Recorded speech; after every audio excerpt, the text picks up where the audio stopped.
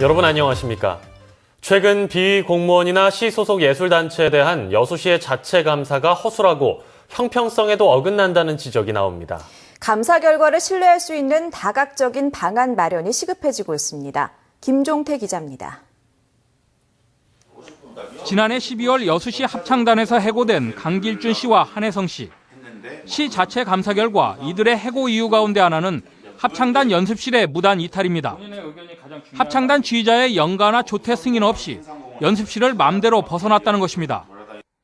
하지만 취재진이 입수한 해당 날짜의 강 씨 근무 상황부를 보면 강 씨는 합창단 지휘자와 단무장 모두의 사인이나 직인을 받고 적법한 절차를 받아 휴가를 냈습니다.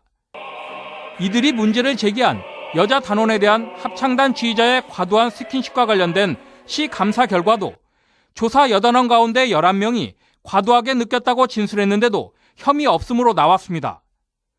또 합창단 정기평가에서 지휘자가 일부 단원에게 미리 악보를 유출한 행위가 드러났는데도 지휘자에 대한 징계는 견책에 그쳤습니다. 강 씨 등은 시 감사 결과가 공정성에 어긋나고 신뢰할 수 없다며 자신들의 부당 해고에 대한 이의 신청을 지방노동위원회에 냈습니다. 감사 과정에서도 보면은 열 몇 명의 단원들이 지휘자 스킨십이 과다했다고 분명히 증언을 했습니다. 그런데 30명이 괜찮았다고 해서 이게 아무것도 아닌 일이고 음해했다 그러면은 이것이 과연 맞는 얘기인지. 저희 의견들은 존중되지 않은 채 감사관들의 어떤 선입견을 갖고 의견을 주장하다 보니까 저희 의견들은 이렇게 묵살되고 반영되지 않았던 것 같습니다. 지난해 술을 마시고 운전하다 적발된 사무관의 감사 결과도 이해할 수 없다는 목소리가 높습니다. 여수시장이 직접 나서 음주운전 공무원에 대한 중징계 방침을 밝혀놓고도 별다른 징계 없이 오히려 몇 달 있다 인사부서 중책을 맡겼기 때문입니다.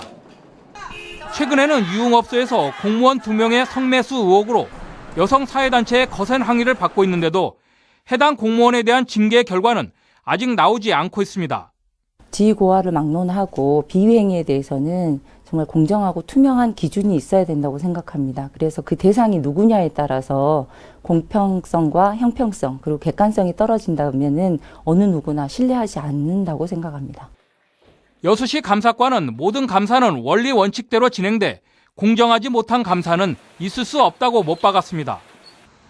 하지만 시 감사의 신뢰성을 높이고 공정성과 독립성 확보를 위해 이제라도 감사 담당자의 위상을 격상시키거나 정책평가 경력이 있는 외부 전문가를 감사요원으로 영입해야 한다는 지적이 커지고 있습니다. MBC 뉴스 김종태입니다.